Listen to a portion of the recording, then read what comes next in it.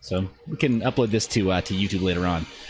But thank you for making time for the show. It's got to be, and I mean, what time of day? I shouldn't ask what time of day it is for you, but I know that we're an international community, so I know making time at a time that's always convenient for, say, Central Time, United States, or New York time, it's not always feasible. No, New York time kind of lines in exactly for my sleep time. So,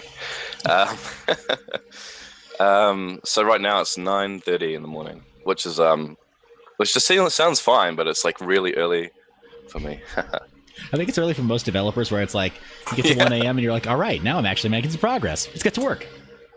Start really digging in. So the classic is you just like work real late because you're just like on a roll, and then it just like pushes your sleep schedule to all hickory. Yeah. Oh man. Well, appreciate you making the time for this. If it helps you feel any better, I'm kind of a sleep deficit myself. I was. My community knows I got a little bit set. They started a joke that maybe I need to go eat a sandwich or something. Step away from the Discord. No, never stop working. I got my coffee, so I'm sweet. Nice. Well, let's start as far back from the beginning as we can for the Haven protocol. And without me doing any kind of like a high level summary or anything else, pretend like you're gonna give a high level summary to a group of 5-year-olds, right? We all want to ask you good questions, but maybe we don't know what good questions to ask. So it's a huge problem in tech. Yeah, that's right. So help frame for us the high level problem that you wanted to solve. What itch did you want to scratch? Yeah, sure. Well, it's the problem with cryptocurrencies in our mind and the Haven protocol is they struggle to be currencies because of how volatile they are. So we're kind of trying to solve that stablecoin holy grail scenario, but we want to do it not like Tether, for instance. And I'm sure most people watching will know what Tether is, but it's backed by fiat currency. And the huge problem with that is it's completely centralized. So it sort of defeats the entire purpose. Also, it's not a private coin either. So that's not very good. So we try to bring in all these elements, they have the stable coin, solve the volatility issue, but also build from Monero, which is what Haven's forked from, to actually keep all that privacy intact. So that's kind of like, we're trying to create a real cryptocurrency, really. But then tie that in with all the private aspects. So that brings in offshore storage, which is kind of like our main concept. And offshore storage is kind of a take in crypto world on the whole offshore banking idea. So that's basically the idea behind that. Yeah. Awesome. Well, I know in the U.S., the subcommittee hearing and then the committee hearings on cryptocurrency and the future of trade, there was a lot of mention of different tax havens that are used, at least in this country, by an element that the U.S. government thinks is bad. Air quotes, bad. They think they're the bad actors, and they talk about like British Virgin Islands or Virgin Islands, on the American side as well, but or U.S. Virgin Islands. And they talk about how there are these areas that for them are undesirable because they cannot control them. But for business people and for entrepreneurs and really anybody that wants to retire, we're all very seriously considering these places. Yeah. I mean, we're calling it offshore storage. I mean, it is a part of, the offshore banking. That's kind of a part of the idea, but it's not like really, I wouldn't say that's the main focus of offshore storage. I mean, the whole point is that keeping it stable and actually creating a real cryptocurrency, like a currency you can trade freely, like going to the store, buying your milk, buying your bread without having to worry. Of course, you would know the famous pizza purchase of Bitcoin, and now that's worth like what, billions or something. So yeah, the whole point is we don't really want to have this happen in a currency, and so the idea is that shops could accept Haven dollars, which is a stable coin, and not have to worry about that price changing. Yeah. So yeah, and Perdon asks, what are your thoughts on the PG-18 stuff on your Discord? It's his fault. Right? It's literally all him. And Wolfie, yeah.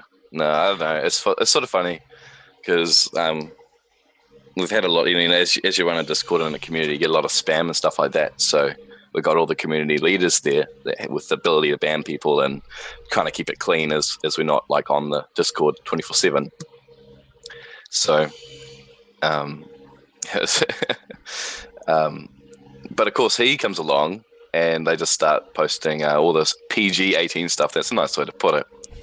And so we're kind of debating or not whether we should just like remove it but then of course they're bloody geniuses at what they do. They're actually really clever developers, so we had to keep them on. So they get their own private, not safe for work channel, and they can post all they want because I just want them to stay in the whole little community. Well, there you go. Hey, and Pridden, you got him to say it once that you're a genius. Don't ask him to say it twice. That's too much. Definitely. No, I can't believe I said that actually. I know, right? You've rewarded him too much. He's going to stop working now. Yeah. But awesome. Yeah, in our Discord for Mind Your Biz, just the very small community that I run related to this channel and some of the content we produce, I've created a, it's labeled by Discord as NSFW, but we have entitled it Crass Jokes and Misogyny because really, let's just call it what it is. It takes away the fun of anybody who wants to put anything that's NSFW. So, exactly. When it's got a name, it's like, no, you're making the world worse. Enjoy. So awesome. Let me do a screen share so that I can pull up the Haven Protocol homepage here, and let's talk a little bit about sort of the beginnings of the project. Sure.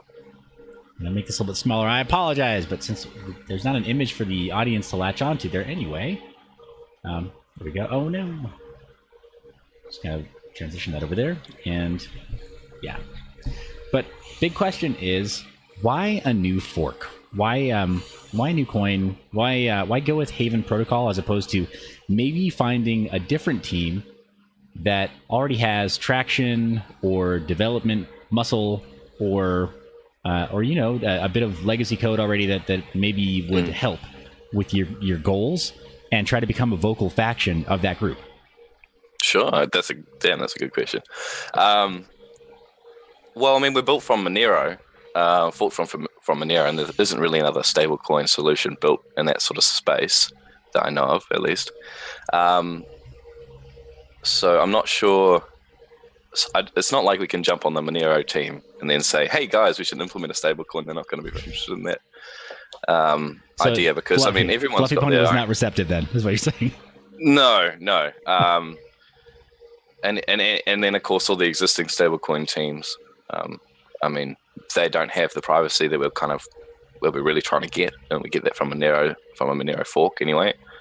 I don't know if there would have been a contender really that we could have jumped on and got involved.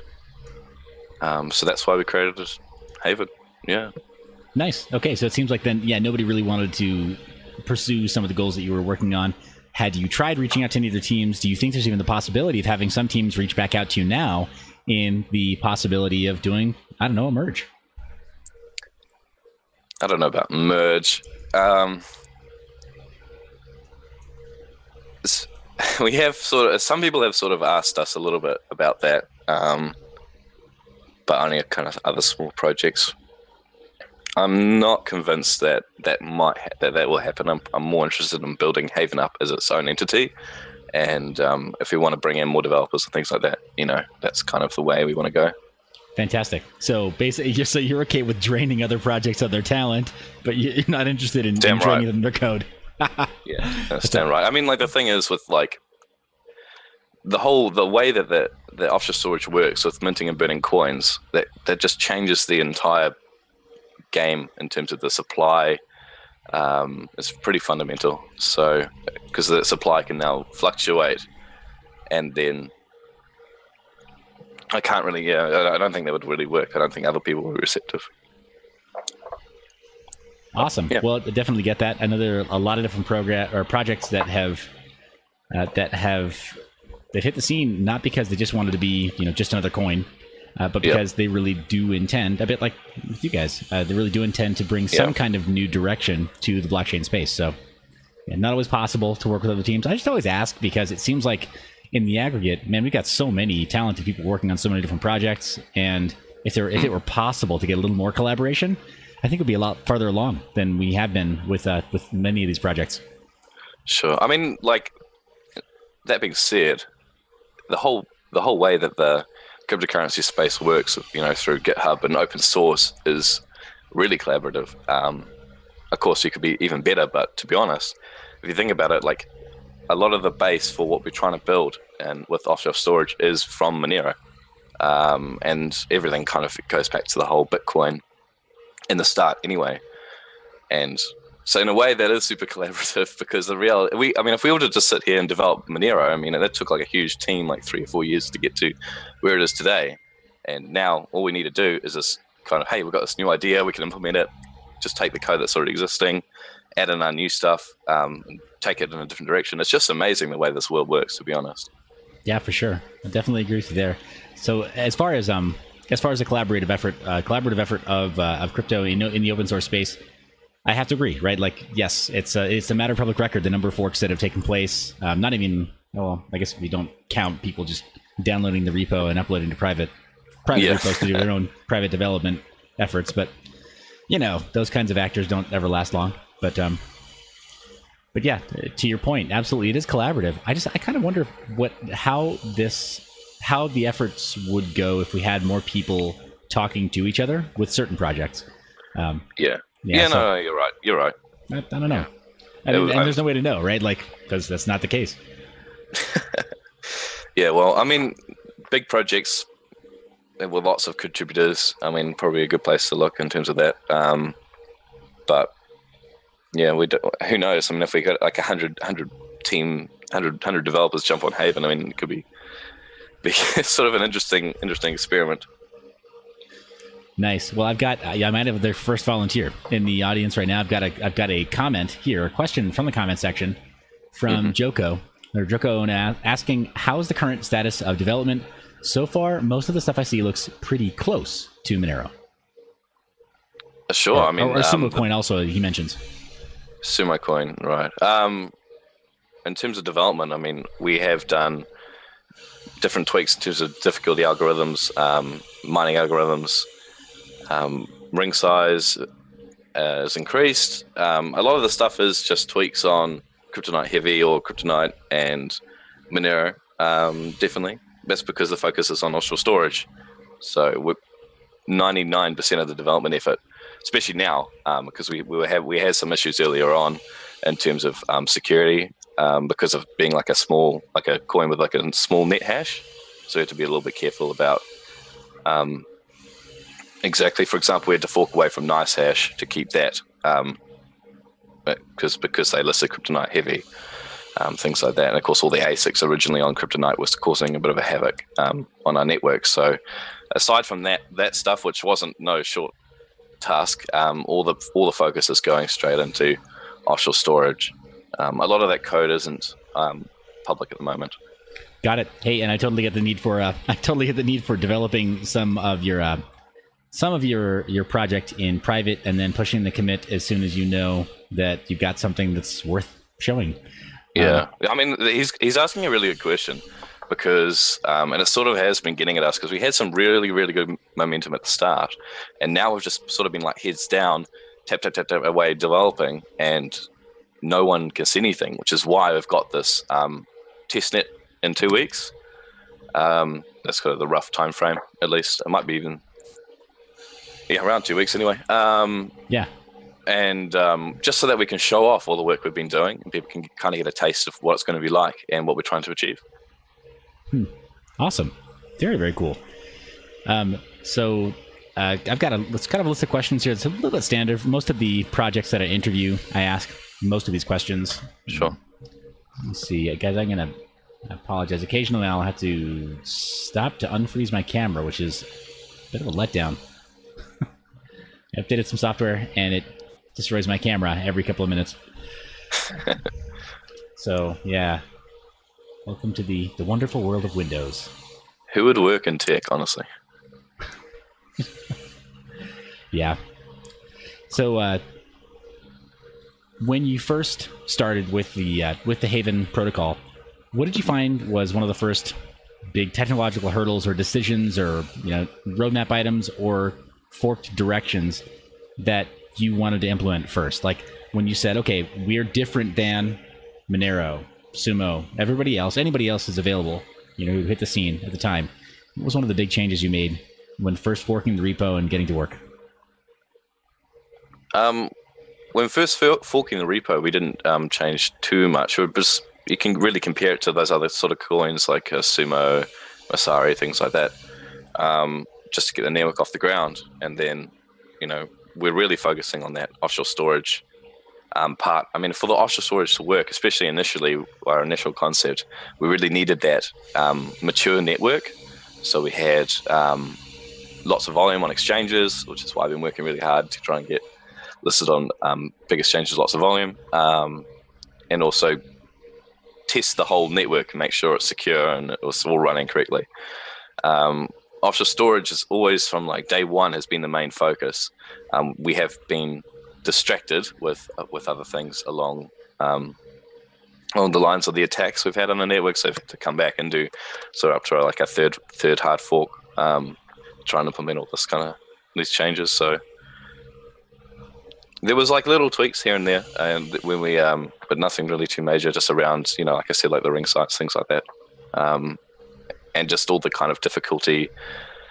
It's probably not worth even mentioning as a big change, but the diff algo, mining algos all had to change, and that was due to difficulty, for example, just because we got a low hash rate. So using the default stuff inherited from Monero is just going to cause the block times to get just too out of whack. So a lot of those it's how you know when there's at least a somewhat good quote unquote fork, as people do change those sort of things. I mean, nowadays, as soon as you get listed on exchange, like a new coin gets listed on exchange, you can't be a minority player in your respected algo, mining algo, in my opinion, because you're just going to get attacked, 51% attacked instantly. Right, totally agreed. So, funny story. This is our first time meeting, and so you may or may not have seen my stream before, but I forked Turtlecoin live with Rocksteady last night. Oh yeah. And mid-stream, somebody mined my Genesis block because we were broadcasting it. Yeah. So yeah. It wasn't an exercise in security. It was an exercise in education. But I got schooled. So it's like, yeah. As soon as anyone knows, then So as soon as there's an opportunity to play by the rules of the game that we're all playing, but win, like with little competition, people will do it. Yeah, I mean, that's the thing with exchanges getting hacked. You compare it to, yes, these hackers could hack Facebook or something and then take the data, and then now they got to sell the data somehow. It's not that easy to make a lot of. Well, I mean, you could do it, but I mean, how much easier would it be to just hack an exchange? If you're a hacker, you put your mind into like hacking literal money, and then done. Right. Yeah, I don't know. I mean, it's interesting because I think about this time last year, maybe a little bit earlier, I had some. I associate with a lot of people who do marketing and in air quotes growth hacking, right? Because the first rule of growth hacking, it's like Fight Club. The first rule of growth hacking is don't talk about growth hacking. If you're really any good at it, you don't talk about it. Not really. But I know some people who are arguably quite good. Yeah. And a lot of them have a background in narco trafficking. Because they're like, I really want to take my skill of being able to communicate with people and being able to get what I need clandestinely, and then start going clean, going legit. And about this time last year, maybe a little bit earlier, I started hearing a lot of banter, and I mean in kind of somewhat mainstream forums too, about certain cryptos. And there are a lot of people talking about Monero, and a lot of people talking about Dash too. So yeah, it was interesting that it's like, there's some, they're high level people in the underbelly of that industry, but if they're talking about it, then gosh, there must be a movement going on there. Don't want their money traced. But yeah. I mean, that's crypto, isn't it? I guess it's what we all thought it was supposed to be, but you get the Silk Road guy. He just got a Twitter. I don't know if you saw that, but the founder of Silk Road, who's serving 2 consecutive life sentences. He just got a Twitter account like 10 days ago, maybe 2 weeks ago, and he's got a Twitter account. But everybody looks at him and they're like, yeah, Bitcoin is definitely not that privacy coin. This guy found out the hard way. For sure. Among other things, right? Like he just wasn't particularly good with his network hygiene, so to speak. Right. But yeah, if you look at that, and nowadays, like, no, if you really wanted your transaction to be private, you wouldn't even be talking about Bitcoin. No. I mean, I can't remember the numbers, but like a huge percentage of the top addresses are known, like the owners of them are known. And as soon as you think about it from like a store's standpoint, if you're going to accept Bitcoin, you could, and you're like, I think about like stores. Think about competitors. I was trying to think of like imagine two supermarket chains, or two, like your Target or your Walmart, or I don't know, in America. Yeah, no, you hit the nail on the head. Those are 2 major chains. Yeah, okay. There you go. Let's say that they do like a marketing campaign or something over Black Friday or something, and all the competitors would need to do is just like look up that address to see like how much money they made and how successful their advertising campaign was. Which is it's terrible business. It's like businesses aren't going to want that. And even like personally, it's like, hey Seth, how much money have you got on your bank account? It's like that's not something like people. Like you might, you probably wouldn't want to say it publicly, but even if I said it in private, you wouldn't be like, "Oh yeah, sure, here's my bank account password. Like, have a look." Like, yeah, right. Yeah, there's a two word answer for that. Second word is you. First one is an expletive. So yeah. Yeah, exactly. Yeah, get lost, buddy. Nobody wants to make everything perfectly transparent. It's like keep getting people asking about like, well, where are the practical uses for government with blockchain? And I keep thinking, not the IRS. I don't want them to have blockchain. Surely all crypto people are all staunch capitalists anyway. Or anti-government. Yeah, right.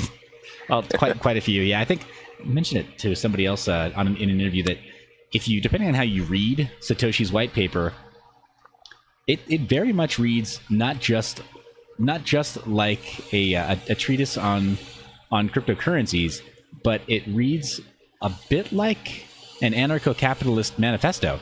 Yeah. Right? Like it does read like, hey, we should be private. Yeah. And government shouldn't be so intrusive. It's very anarcho-capitalist. But let me ask specifically, as far as problems to solve now, the roadmap now. Sure. Where is Haven headed in the near future on the roadmap? Well, I mean, end of the year, offshore storage release, that is still the plan.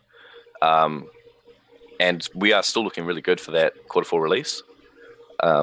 In terms of the test nets, we're going to have a couple test nets. So we'll call the first one that we're doing now an alpha, and the next one will be like an open beta. Actually, on the testnet network, we're going to do an even like more aggregated away network for this upcoming offshore testnet.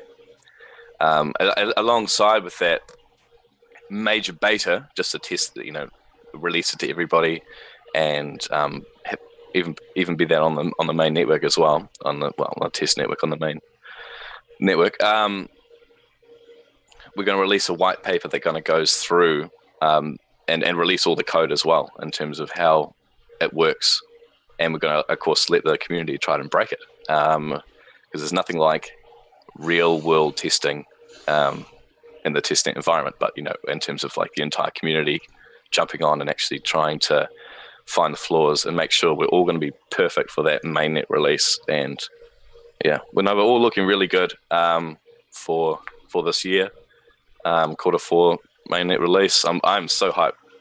It's going to be really awesome. I believe it. So I should ask, as far as jumping to that testnet, and as far as figuring out what needs to be done still, is this sort of self-serve bounties, or is this all you can eat bounties, or are there community bounties listed for finding problems? How is that structured for the Haven protocol and with the development team? We actually haven't, in terms of, that's actually a really good idea for that beta testnet for sure, is offer up bounties for people defining issues. We don't have anything at the moment for something like that. Sure. Well, hey, audience, you heard it here first. You may or may not see if them. someone finds a problem, like, let us know, and we'll compensate you for it for sure. Like, that's great. It's much better we can deal with it in our own time than somebody else figuring it out who actually wants to be malicious about it. Awesome. Yeah. Awesome. So it looks like Q4, big things coming for Haven when that mainnet is released. Yeah, absolutely.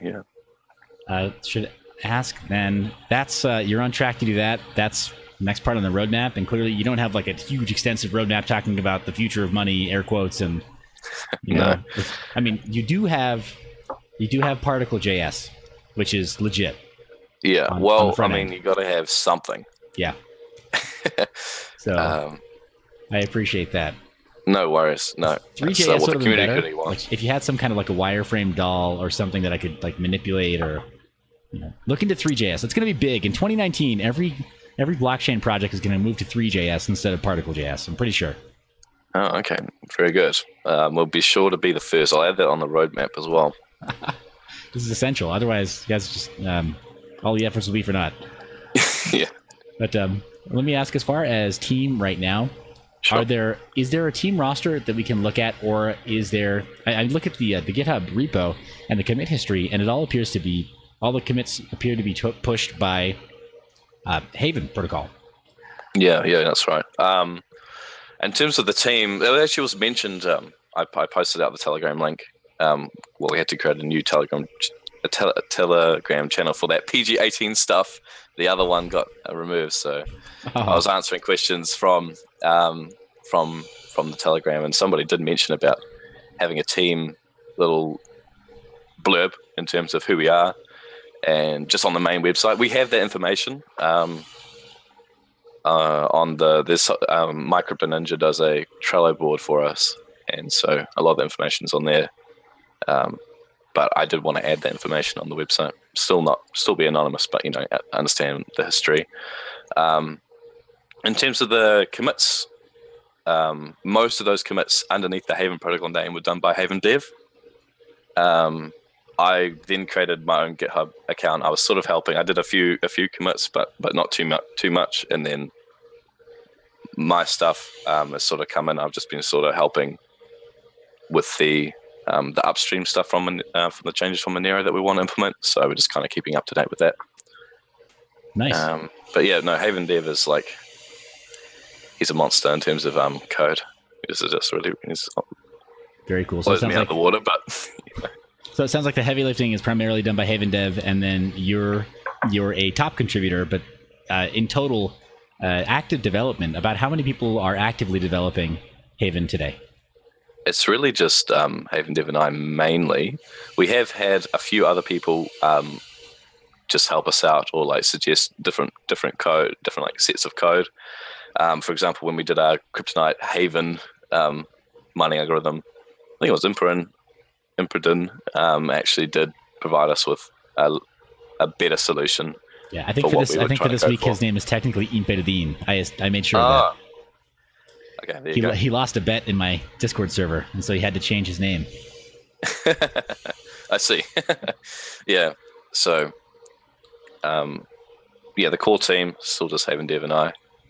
Cool. We do have some. We are grassroots community-based core, and that's where we really wanted to go with. I'm sort of really anti the ICO nonsense, and so it sort of seems to be dying down, the ICO nonsense, but still, it's not great. We're just reasonably small pre-mine and things like that as well. So trying to make it grassroots and grow naturally. We don't want to be really over-corporatized or anything like that, and so it's kind of hard to get people to contribute free, like their time free on the core at the moment, because it's still so underground. But we like it like that to a degree. Very cool.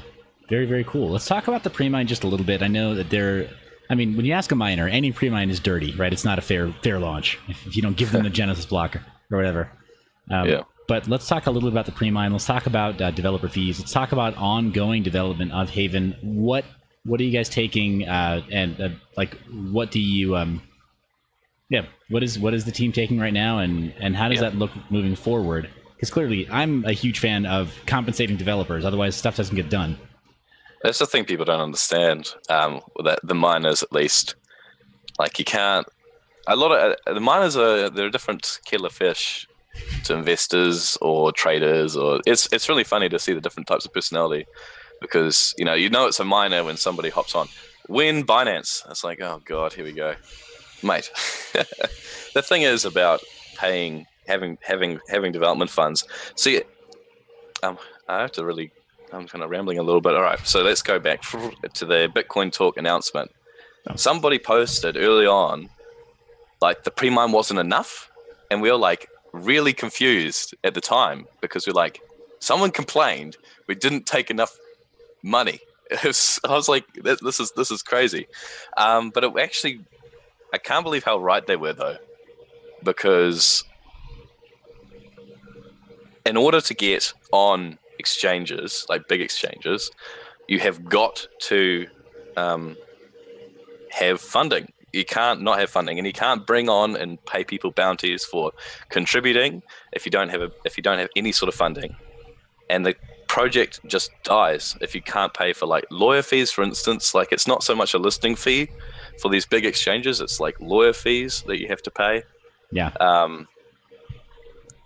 So it is really important to have a funded team. Like ideally you wouldn't need it, but like who's going to pay for your lawyer fees and your listing fees? Like you might be lucky and find somebody to donate. Right, but it seems like if you ask the community directly for coins out of their wallets after you launch for those kinds of fees, that's met with lukewarm reception most of the time. Also, so it's like, oh, why couldn't you focus better on create better governance? This is a problem. Yeah, I mean, and all things said, we haven't actually paid ourselves anything yet. It's all gone back into the project. It's all gone back into paying, like I said, for the exchange listings and lawyer fees and things like that. So, yeah, so we couldn't even we're not even at the point where we could pay people like a full-time salary to come on, because we don't even pay ourselves. So. Got it. No, fair enough. And this is a common story for most new coins these days. Well, yeah. Awesome. Thanks for being a little more open about that. Can I ask? Somebody said that the pre-mine wasn't enough. I'm not seeing from the initial post. Yeah, I'm not seeing immediately what the pre-mine was. It's a bit. It is there. It's 95,000 to search that. Oh, there it is. Donation bounty wallets. Got it. Okay. Fair enough. Yeah. No, that is really small, actually. Yeah, especially initially, right? Because, even now, the price of it is quite far down. And the thing is, if we do have to sell our entire stake, which is really what it was coming to kind of progress it to the next level. We have to sell our entire stake just to progress to the next level, and then no, we got no money.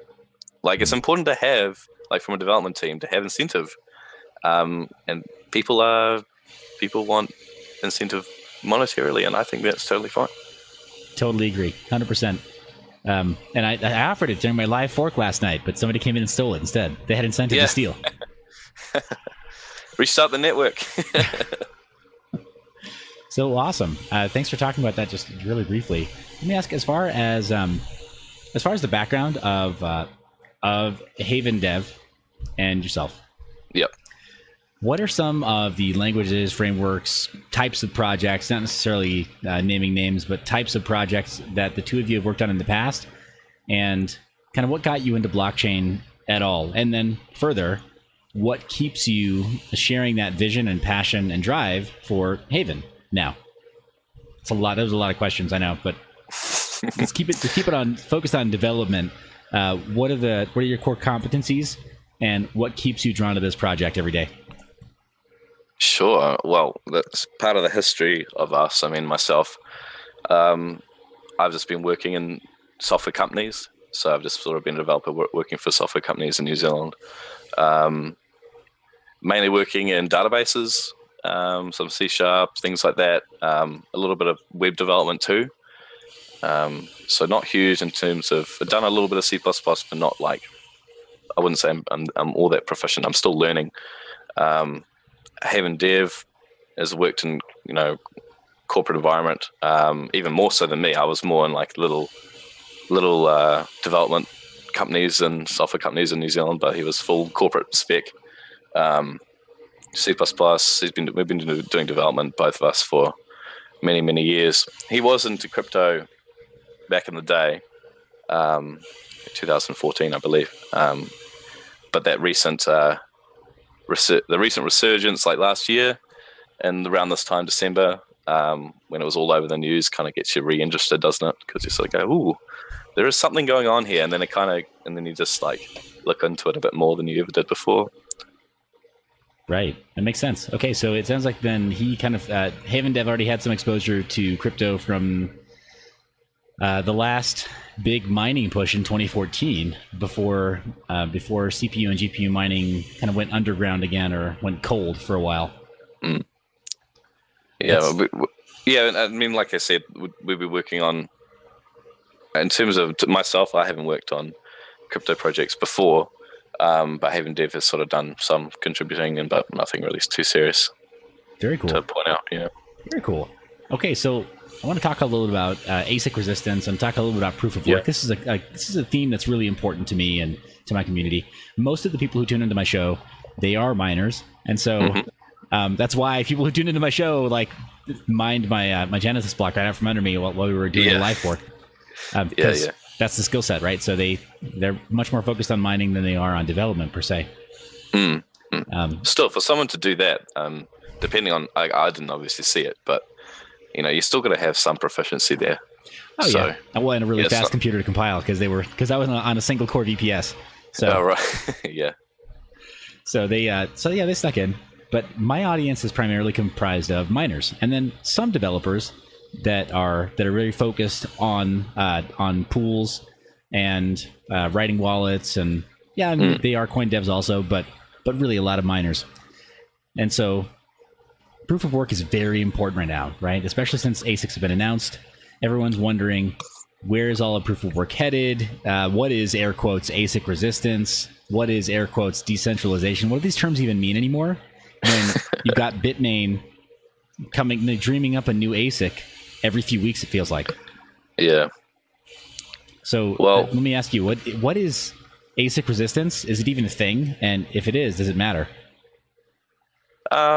It's a thing to a degree. Part of the idea behind Kryptonite Heavy is to try and make it increasingly more unaffordable to create an ASIC for it. It's sort of, you need so much RAM, effectively, that it pushed the price up to an extraordinary level. I mean, the thing is, it's sort of hard to know exactly the way the world's going to go. I don't think Kryptonite Heavy, even as it current stands, is busy enough to even warrant an ASIC being created. I mean, maybe a Kryptonite V7 one. Someone pointed that out to the Monero people as well, like early on, that the V7, that their fork to Kryptonite V7, like, isn't technically ASIC resistant. But I mean, Monero is going to be forking apparently. Was it every 3 months, every 6 months, something like that, to try and stop that ASIC centralization. It is an interesting time for proof of work, but at the same time, it's still so good, just because it's just such a good solution in terms of keeping the network secure and keeping it running, as comparison to some of the other options out there. The only real downfall is the power consumption, right? Yeah, for sure. Yeah, for sure. I just spoke to the Vertcoin team not too long ago, and Gert apparently lives in a country where I think he said that his power costs are something like 40 euro cents per kilowatt hour. And I was thinking, man, how do you guys even afford to keep the lights on, let alone run mining equipment? Yeah. No, that's crazy. I did see back in when it was super hyped up, was super profitable, like early January and stuff like that, when I was getting big into mining, quote unquote big, and not just mining with like my main computer. I saw, like, because everything was out of stock. You're trying to find graphics cards. But then I saw a photo of someone in Europe like just took a photo of their local like hardware store. It's real big. It's just like all the shelves full with graphics cards because the power cost is so high, and everyone's like going, "Oh my gosh, I wish I should get a plane ticket and fly over, and pick them all up, and take them home." Not a bad idea. They could have made a killing on eBay or reselling somehow. Yeah. They probably did at this point, I'm sure. Yeah. They got the message like, "Oh, just pre-sell." But that's awesome. So let me ask, as far as proof of work in general, a phrase that has become really popular in my community, and it's hotly debated. We talk about it pretty frequently. We did just today, like this idea of proof of useful work. I mean, there's so many compute cycles, and like you said, so much power being used for cryptographic hashing. And while, yes, it does solve a problem for blockchain, it doesn't solve a problem objectively for anybody else, like no other third-party benefits. So with projects like SETI and protein folding at home and computational fluid dynamics and video game rendering and video rendering and streaming and video compression and transcoding and all these things that GPUs actually do quite well, do you think that there's a possibility of somehow marrying proof of work to some kind of useful work? Well, I mean, yeah, absolutely. I mean, there's already those. There's a few projects. Golem, I think, is one that is using the concept behind that is to use the GPUs to pay for processing or neural net type stuff, which is really cool. I mean, there is going to be. It's interesting to see what might happen, but the more kind of avenues for use of GPUs that kind of prop up, the better it's going to be for everyone anyway in terms of profitability, because you got more competition there. Yeah, I think you're right. I think you're absolutely right. I think there needs to be, but the financial incentive I don't think is particularly strong there in that space just yet for the average user. Well, that's right. Someone's going to pay for it in terms of like if you wanted to run a neural net, like someone's going to have to pay for it. If there's a demand there, then so be it. It's interesting to see what will happen though. I definitely have to agree. I should ask if there were some kind of consensus model that were shown to be sound. I mean, we're all waiting for Casper, right? We're all waiting for Ethereum to do it first, to maybe take a bullet for take one for the team or something. But if there were some other consensus model that were shown to be sound, do you envision Haven Dev and yourself being open to changing consensus? We're open to anything really in terms of like if it's that much better, then yeah, absolutely. It just sort of depends on. The short answer, I suppose, is yes. Like if it was worth doing, we'll do it. Sure. But that's kind of about it. We'll wait to see, I guess. Sure. I guess then the follow-up question, the only logical follow-up question is, what would it take for you guys to see that there's like what kind of markers or performance indicators? What would have to happen in the world for you to think that's a good bet? We'll try that. I guess like really good. It's so arbitrary. It's hard to say. Just other projects doing really well on the different type of consensus, things like that, and the benefits outweigh. The benefits are so much better than what we're currently using. You get to see. I mean, proof of work is. There has been a bit of a resurgence for a reason, and because it just works so well, really. I'm skeptical, but we'll see. Ideally, like I don't like the idea that of all the power being used to maintain the network, but there's got to be just the way it works in terms of the power consumption and the work actually done, and then the work helps secure the network. It's just so, it just works so well, really, as it is. It is tidy for sure.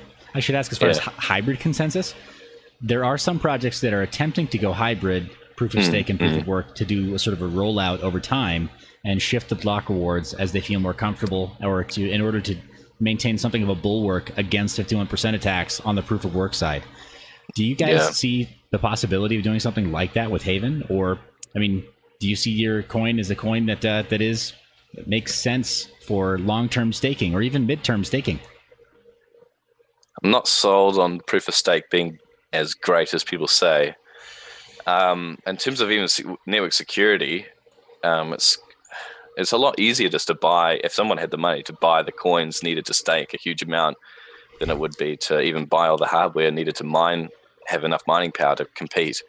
So, right, it does tend to, yeah, master nodes and staking coins do tend to attract the centralized money, not the centralized data centers, but centralized money havers. Yeah, is that better? Maybe, I don't know. Like, it's the thing is about proof of work. It's it's a tested, mature consensus model. In terms of proof of stake and master nodes and things like that, I need to look into it more, to be honest, and to be really comfortable with it. But you have to be really careful in terms of the economics of it. If you really muck up that economics, the whole network fails, really. If you release, the reward is too low to stake, or if you're giving out too much in terms of emission to these nodes, drives the price down too much because you're in too much inflation, or perhaps there's not enough incentive to keep the nodes running to keep it secure. There's a lot of question marks there, to be honest. Sure, but I mean, we see the are same we open thing. to changing? Are we open to changing? Well, yes, I suppose. But we'll be really, really careful in terms of changing something that fundamental. Okay. So it'd have to be. So you need to see precedent then, maybe with a top 15 or a top 10 coin. Yeah. Well. Yeah. I mean, that's part of it. But another part of it is Kryptonite itself. When it's a private coin, I don't even know, staking wouldn't really work very well in Kryptonite anyway, because I don't even know if there is some cases of people doing it, but there's no way to be able to stake an amount of coins, I don't think, and not reveal how much you've got there. So how many coins you've got somehow to the wider network. So you're kind of defeating the way that their privacy works. You somehow have to undo that. I don't know. It just doesn't seem good for Kryptonite anyway, for what we're based on. Got it. That makes sense. That makes absolute sense. Okay, so it sounds like, and I think it's a very common sense approach as far as saying, like, if proof of work works, if it's securing your network and it's not broken, and you're able to stay a couple steps ahead with the proof of work algorithm changes, then yeah, there's not incentive on the development side to make a big change. I get that.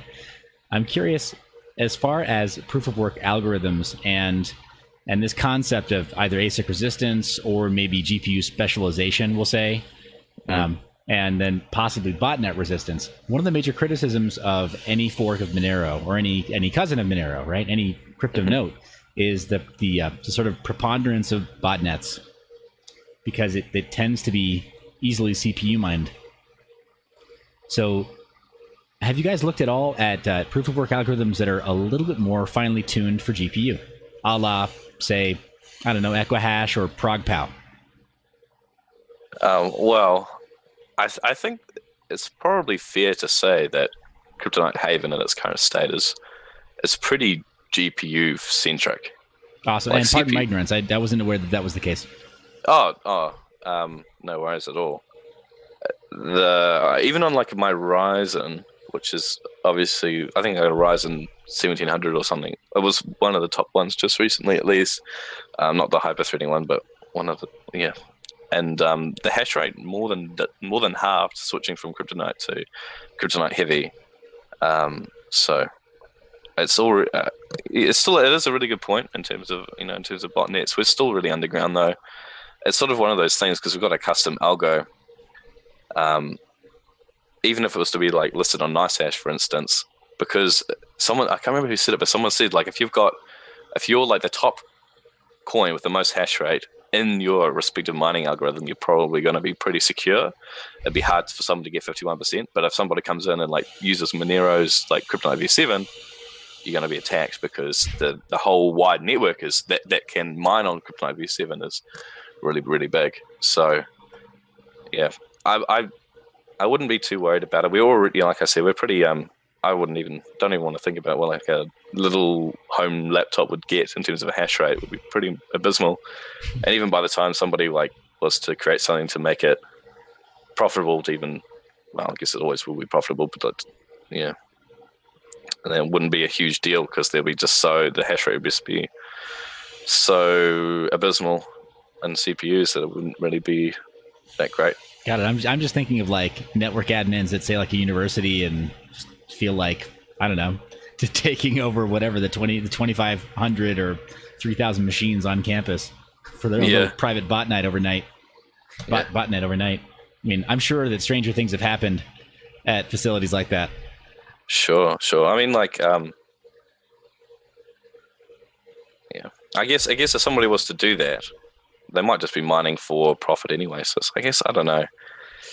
So long as it's not attacking the network, I guess it doesn't really worry me. And I'd be surprised, like, even to get half the network at the moment, you'd need the power of, even at and the hash rate's relatively low. I mean, you'd need like $5 million worth of like Vegas and mining equipment to actually have 51% of their power. And you can't rent the power anywhere. You can't rent it on Nice Hash. You can't.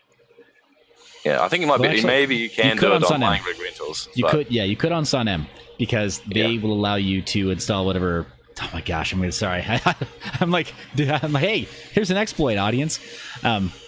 This is how you attack. Right. To change the live stream, let's attack our own coin instead. Right.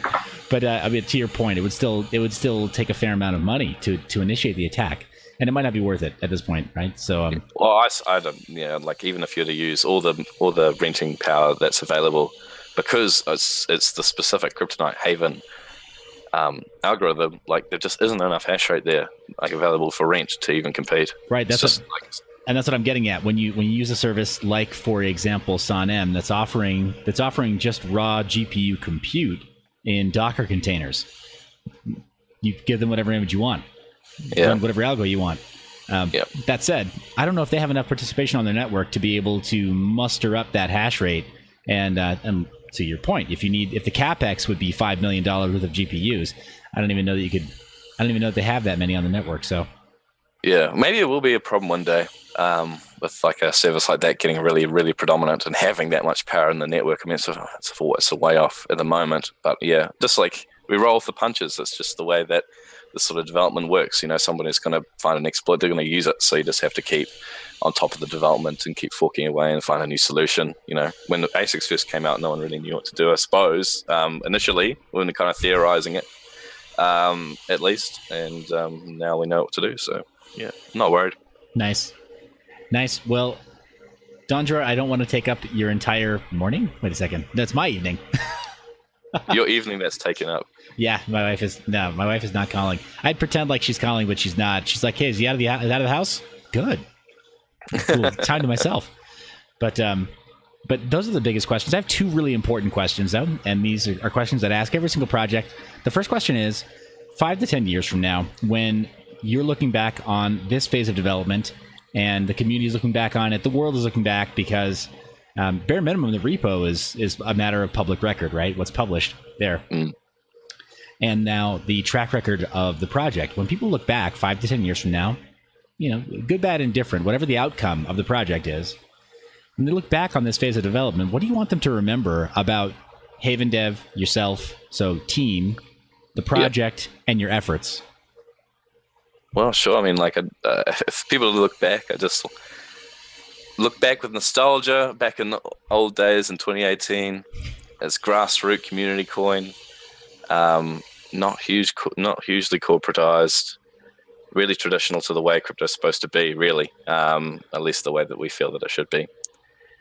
Just two good mates developing, and we have a great idea to try and change the world, which of course everyone says that they want to change the world, but you know, we believe in our concept. You know, like, we really believe offshore storage has the ability to make a huge impact in the crypto space, and actually increase adoption of cryptocurrencies for stores and everyday users, and that's our goal. So nice. Yeah, nostalgically, hopefully, that's what I want people to look back. But right, instead of shaking their fists. Darn you, Haven Dev. Yeah, it's the grassroots start that we're really proud of, to be honest. Like, it's just as decentralized as we can get it, and things like that. Just Nice. Well, and here's the most important question. I appreciate you saying that. I don't think that anybody can. I don't think, from the outside looking in, I don't think anybody would accuse you in Haven Dev of giving any less than your level best. at creating that vibe and giving that kind of energy to the project. It's very clear that you guys are passionate about what you do, and that you've taken it very seriously, and that you pushed it as far as you can under the circumstances. Like that comment about not taking enough in the pre-mine, probably right, but you've made an effort to rectify that, and you're moving forward. Yeah, that's right. But let me ask the most important question is, when were you going to transfer me that 25,000 Haven coin that you promised for this interview? I'm going to leave right now. You're going to run away. I'm not going to pay you anything. Awesome. No, just kidding. No, Seth does not charge money. And I think that's really important, you know, like I don't have any problem with monetizing the video itself, of course. Like, you got to make money, man. So keep going. But like, taking money from the teams you're interviewing, it's you know, that's a scary proposition. It's really hard to be impartial, man. If someone says, "Hey, here's a new coin. It's called BitConnect. They need a bit of a pump. Here's $1 million. Will you shill the heck out of it for us?" You know, like, maybe you're that. You know, maybe it wouldn't be what you're going down. But man, if you didn't have $1 million and you're broke, you'd take that money. So yeah, not really important. I really appreciate what you do. Well, hey, thank you so much. It's really awesome. I appreciate that. I appreciate you saying that also. And for the record, did I furnish you a list of questions other than you maybe watching my other interviews? No, you didn't give me any questions. I was hoping you might have. No, you didn't. I was on the spot. Awesome. That's good though. And that's just it. I think that they go hand in hand, right? If I were to accept the money, then I would be far less inclined to just ask what I think needs to be asked. Yeah, damn right. So appreciate you being willing to do this sight unseen, no questions, and appreciate you being willing to just lay it out on the line, what the team is doing, where it comes from, what you're working on. What I didn't ask is what keeps you guys up at night. Maybe that's an important question to add to the list, but what keeps a Haven coin or Haven protocol developer up at night? It's to be honest, it's thinking about the applications of offshore storage and what it could mean for the world. Like, it seems so cringy to say, but like, I was even thinking about last night in terms of like the real impact it could have, because a Haven wallet is essentially, you could treat it like a free US dollar based, completely private bank account with no central bank. The government can't see it, available to like the worldwide audience. So anyone could ever basically have like a Swiss bank account, quote unquote, in their back pocket, be able to send transactions. And the idea about sending transactions to each other could be like akin to like how people send payments to each other with Venmo or, you know, via PayPal or something like that, but just in the crypto space. Able to get really like that basic user that doesn't understand blockchain, to get them on board in terms of using a piece of software that utilizes it but doesn't even understand it, is just how mass adoption can happen. So yeah, I mean, thinking about all this kind of stuff in the applications is really, really, really exciting, which is why we stay motivated and we keep developing, and we keep talking to the community and talk to people on Twitter and grow everything there and try and do the best for the community. Yeah. Nice. That sounds exciting. I'm excited for you guys. Where can people who are tuning into this after it's post recorded, where can they find you? I'm on the site right now. Where do you live most of the time? There's Twitter, Telegram, Discord, Reddit. Discord's number one. Just really like the way that the community is set up there in Discord, just because you got all those multi channels, and and it's super easy just to keep that on the side, and people can @ you, and they can if they want me to come and have a look at a question they might have and stuff like that, which of course I'm open to, as long as I got the time to have a look at it. Twitter as well, really good. There's a Haven Protocol Twitter, and there's also a Donjor Dev Twitter, that's my one, and a Haven Dev Twitter, so you should definitely follow all those ones. Awesome. We'll try and grow the Telegram. Telegram's not just like an app that we use much. I know lots of people probably use it like every day for their like chatting with their mates, but we don't really use it here for some reason. I don't know why. I'm kind of with you. I think it's a bit like Twitter in that it's begun to be overrun by bots. Yeah, personally. Well, yeah, when there is definitely that. So we do need to, like, in terms of, if you do want to talk to us, like Twitter, Discord's the best. I'll try my best as well to stick on Telegram and keep that on my phone and keep checking it now and again. Reddit, I want to do a post out about Reddit as well to get that a bit more people in there to get the conversation going there. Yeah. But Twitter, Awesome. Discord. Awesome. Donjor, thanks so much for your time. Thank you so much for the passion. Be looking for good things from the Haven protocol team in the near future.